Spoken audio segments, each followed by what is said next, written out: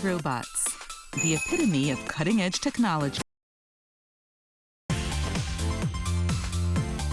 Japan leads the world in robot research.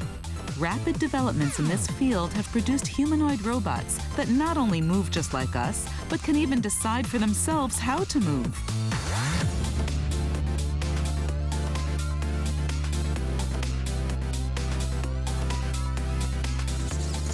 Some newer robots even have distinct personalities. My name is Haruo. Nantene. What do Japanese people think about these robots? 人間のちょっと手前みたいな感じ。人型のイメージ。友達みたいに仲良くしたいです。21世紀の将来のシンボル。 Today's designers are building a future where robots will be part of everyone's lives. 今日はどうぞよろしくお願いします。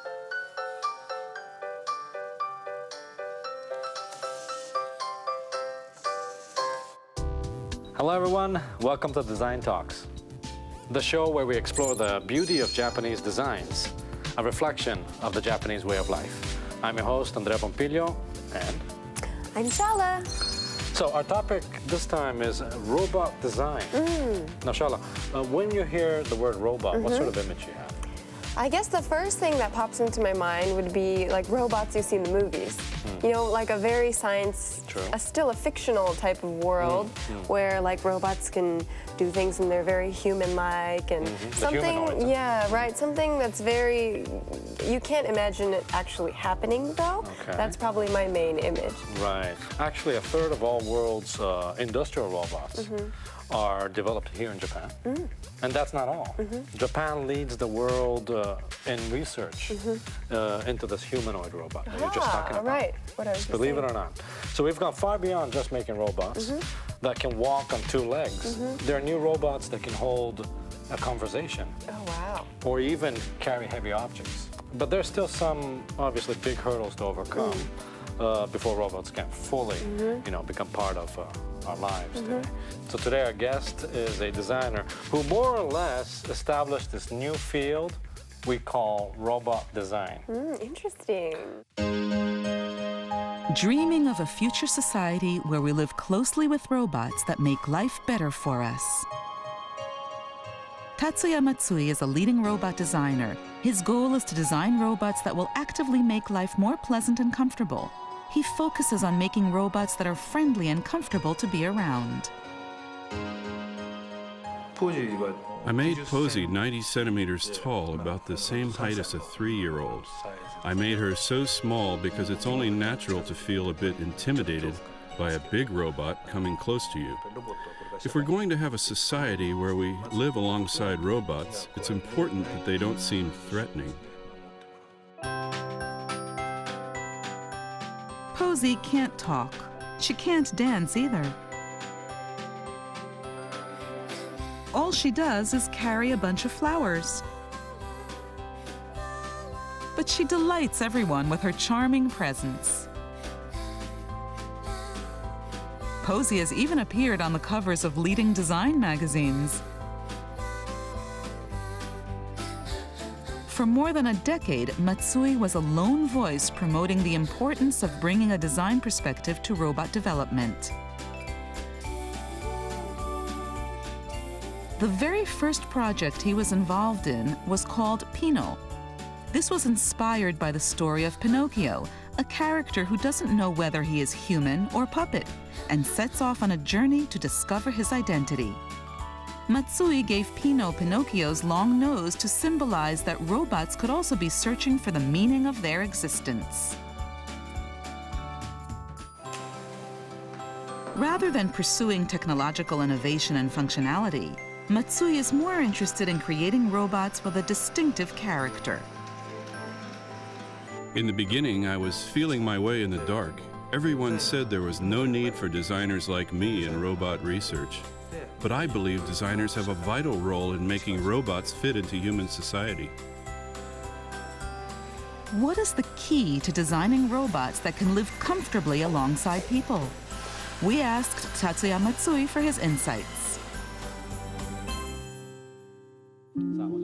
Our guest today is Tatsuya Matsui, and he's brought Posey with him.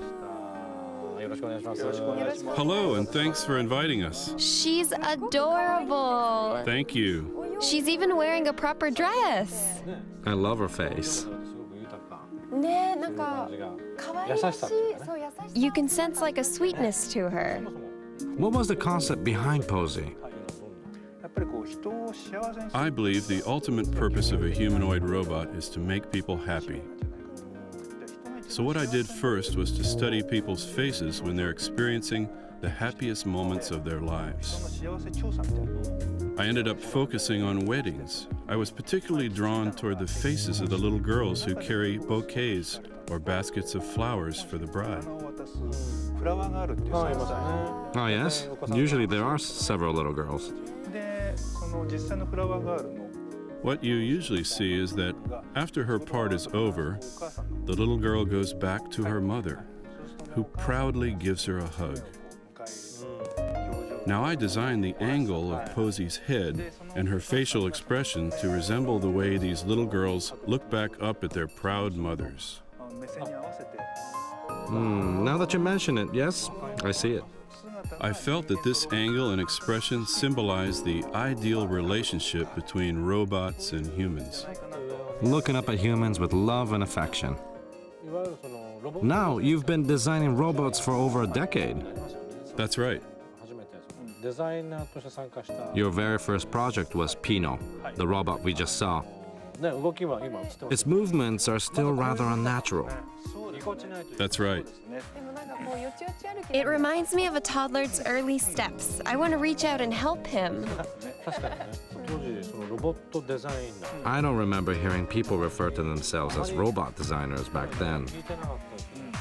Is this something recent?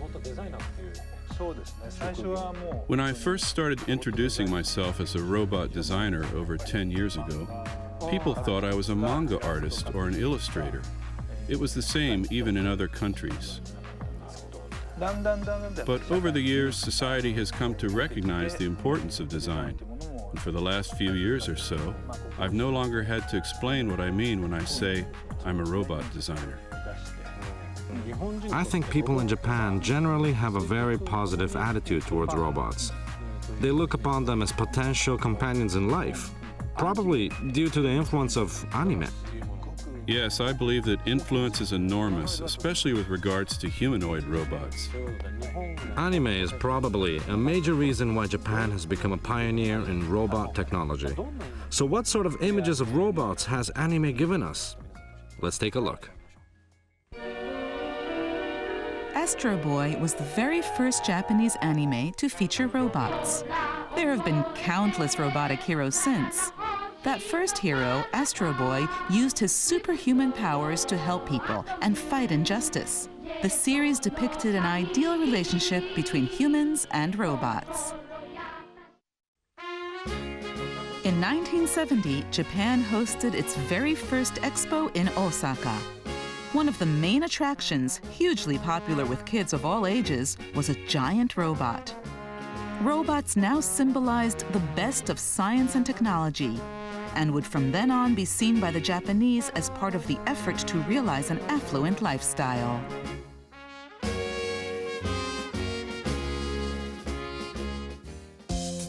Almost all of today's scientists grew up watching Astro Boy, dreaming of creating robots who would be strong and kind like their hero. Once developed, early humanoid robots still took 45 seconds to walk just a few centimeters. Through trial and error, scientists gradually improved the performance of humanoid robots. In addition to advancing the technology, a lot of thought was put into making them look less like machines. Today, half a century since the birth of Astro Boy, Japan's humanoid robots can now move almost as well as we do.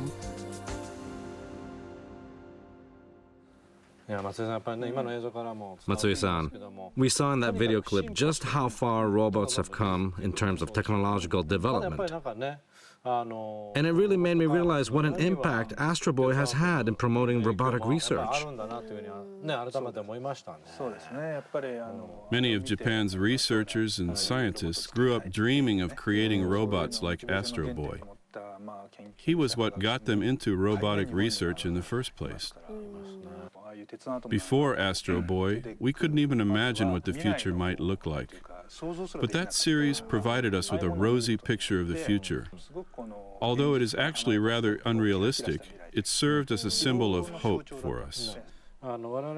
It seems like we're coming close to realizing the kind of future we dreamed of as a child. What's your main focus at present?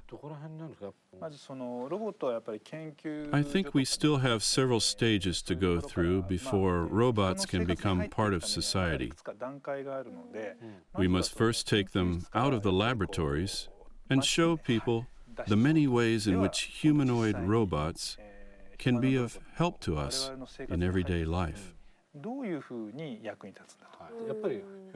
So you're studying how humanoid robots can interact with people and fit into society? Yes. How is Japan's humanoid robotic research being put to practical use? Let's take a look at one of Matsui-san's creations. Matsui's search for a way for humanoid robots to play a more active role in society led him to this. Thinking about the first step toward taking robots out of the lab and introducing them into society, I hit upon the idea of using them to replace the mannequins in fashion boutiques. I thought developing a mannequin robot would be an easy way to gain public acceptance. So Matsui began developing a mannequin-type robot. But for it to be accepted, he realized it had to move gracefully and have the looks and proportions of a top model. It took him 2 years to complete Palette. In addition to being able to effortlessly strike beautiful, eye-catching poses, Palette has a function only found in advanced robots. Its CCD camera enables it to sense when someone is present. It can recognize what has caught their attention. Through this, Palette gradually learns which poses are more appealing to people. The robots we now have in the 21st century have incredibly fine motor coordination, and almost all of them have artificial intelligence. Design concepts now play an increasingly important role in making a reality out of ideas we haven't even been able to consider previously. What sort of social needs can we expect humanoid robots to fulfill? The world of fashion gives us a glimpse of the possibilities.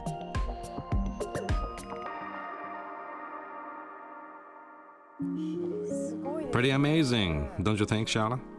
Yes, you know, mannequins are shaped like people, and I've often wondered what would happen if a beautiful mannequin suddenly started to move. But you've actually managed to make this possible. I think it's a really innovative and appealing way to catch people's attention.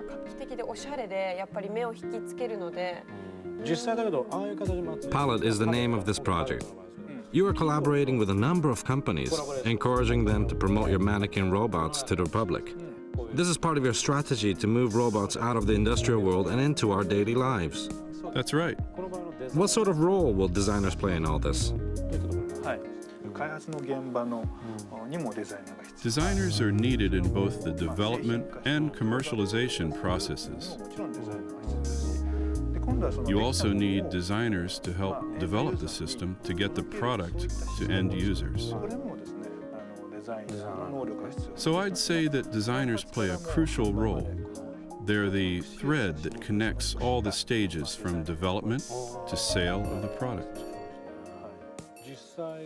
I understand that Palette can sense the eye movements and reactions of people looking at her through the store window and adjusts her movements accordingly. How does this work? One of the main features of 21st century robots is their ability to gather and analyze information. and decide what to do next. They are able to learn. No matter how eye-catching a mannequin is, if it just keeps striking the same poses, people will soon lose interest. Instead, Palette is designed to spot which of her poses generate good reactions from people. You mean it creates its own database? That's amazing. And we also found out that when there weren't many people watching, she decided to try some of the poses that had been popular that week. In other words, she's thinking. By gathering and storing data, it's gradually becoming more intelligent.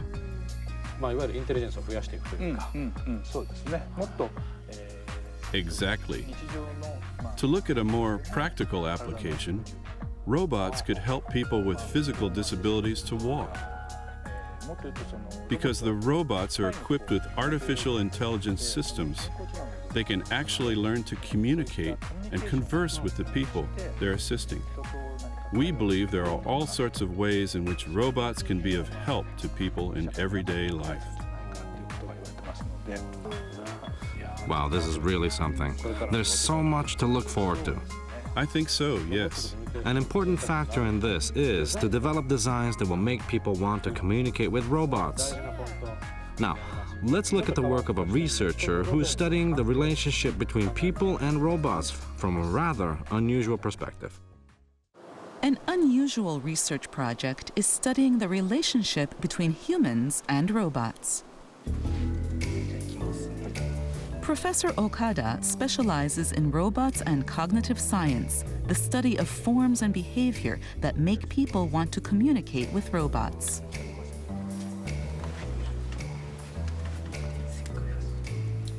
Here's one example. See the way the robot wobbles a bit, as if it's struggling to stand.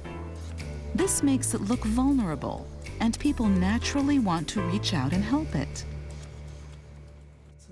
One of the defining things about robots is that they're self-sufficient. They can act and move without human assistance. But we think it makes a robot more interesting if it appears to be a little vulnerable and in need of help. See how awkwardly it moves?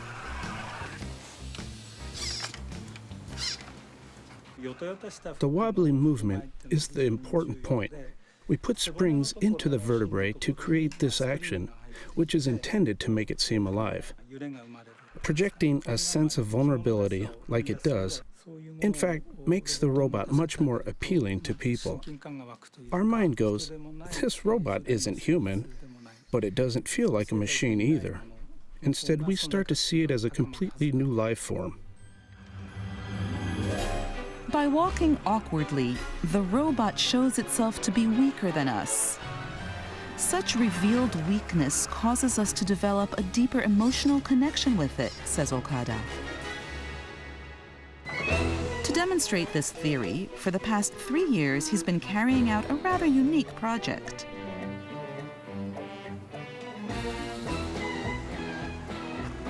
It involves the use of these trash cans, which in fact are robots. What is the aim of the project? We're going to make a trial to see how children react towards this robot trash can. When it's stationary, it's just an object. But once you see it start to move, it seems to take on a life of its own. I'm really interested in what effect this will produce in the children. The trash can is equipped with an artificial intelligence system, and it has sensors to search for litter as it moves around. Let's see what happens when these robots are placed in a crowd of children.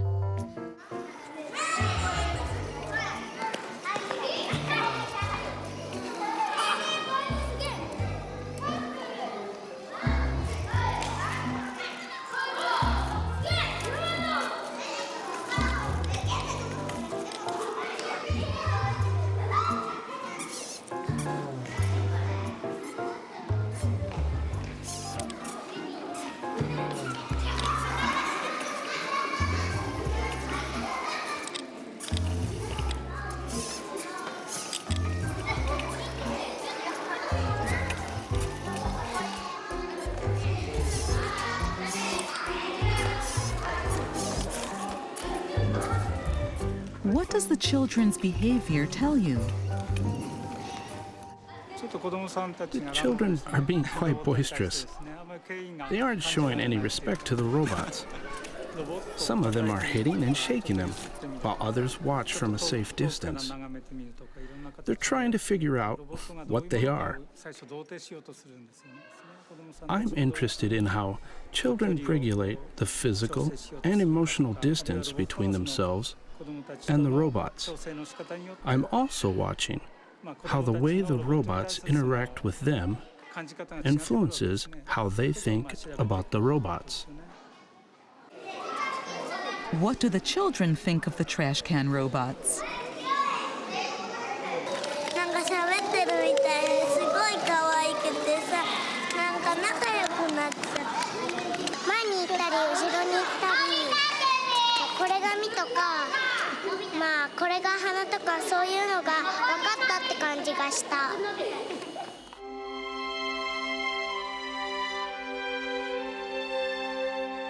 They can move around and search for trash, but there's nothing they can do when they find some.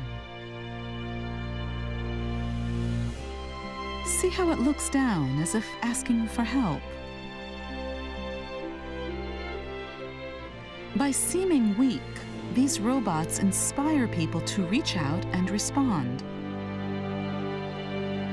Professor Okada's vulnerable robots may well be the best able to establish a close relationship with humans.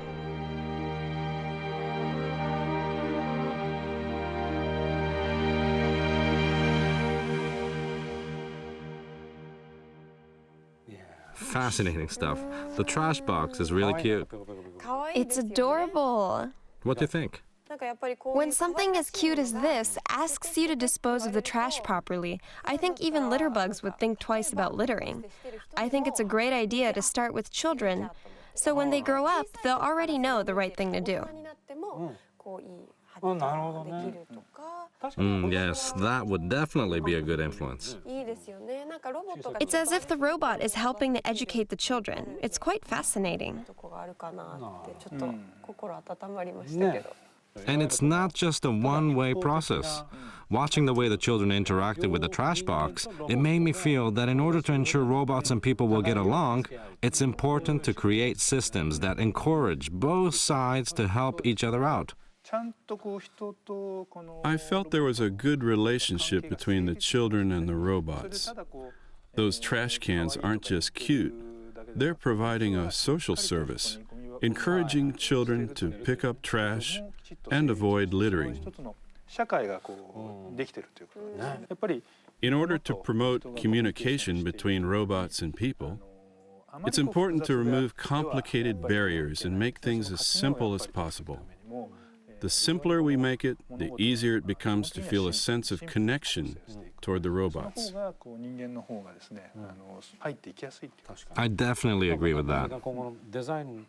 What sort of future do you see for robotic design? I'm not that interested in more advanced functions. I'm more interested in designing robots to fit in as well as possible with their surrounding environment. In other words, you're saying you have to think of the overall environment whenever you design something. Your latest work is a very interesting installation. Is this it? Yes, I created this habitat that artificially replicates a natural habitat, and then I arranged robot birds within the trees.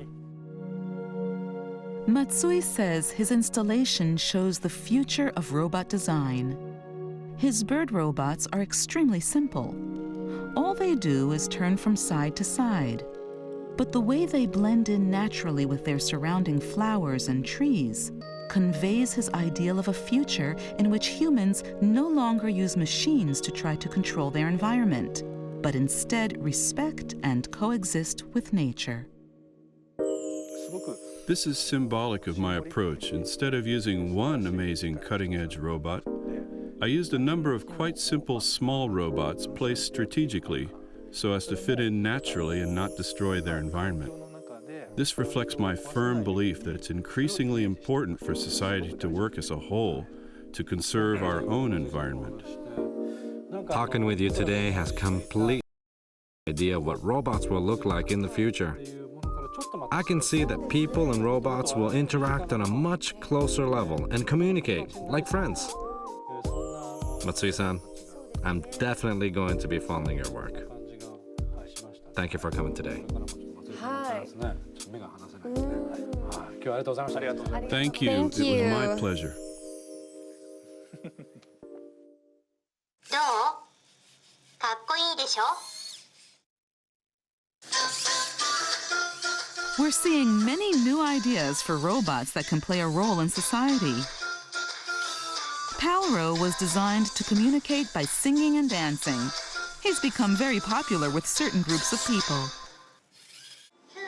Palro has learned how to endear himself to the elderly and is now bringing comfort and cheer to people living in nursing homes.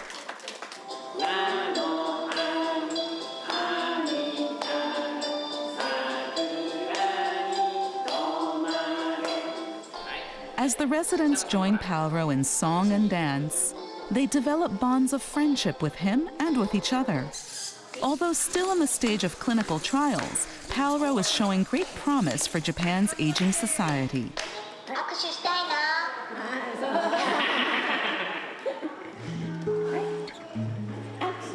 よくできました。よくできました。よくできました。